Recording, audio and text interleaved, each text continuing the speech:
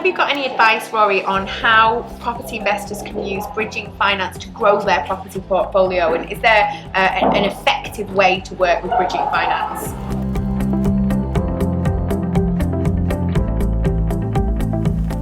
Okay, Amy. So really, the savvy investors that I work with understand one key thing, and that's leverage. And they leverage everything: their people, their network, their resource, and then let's start to look at leveraging money. And when we talk about leveraging money, can you borrow more money without it being too risky to do more projects?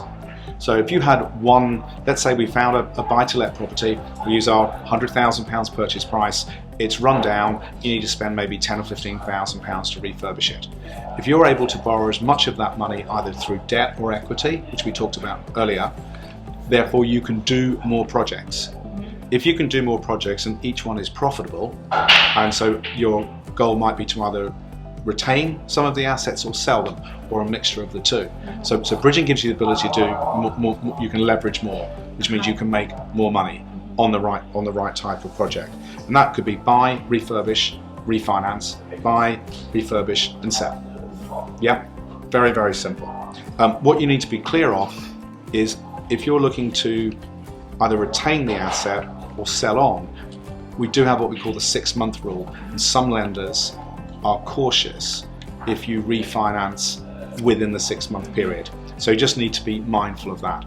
It can be an issue with some lenders. The other thing is you need to be very much aware of the terms and conditions from that bridging company. So sometimes the rates are incredibly attractive, either low, but they're low for a reason.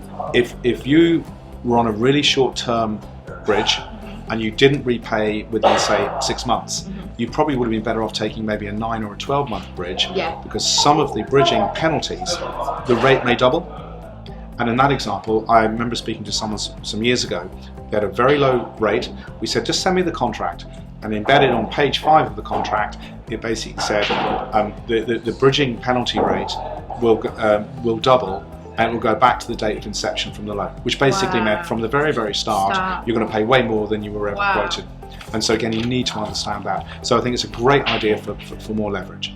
Yeah, okay, great, thank you.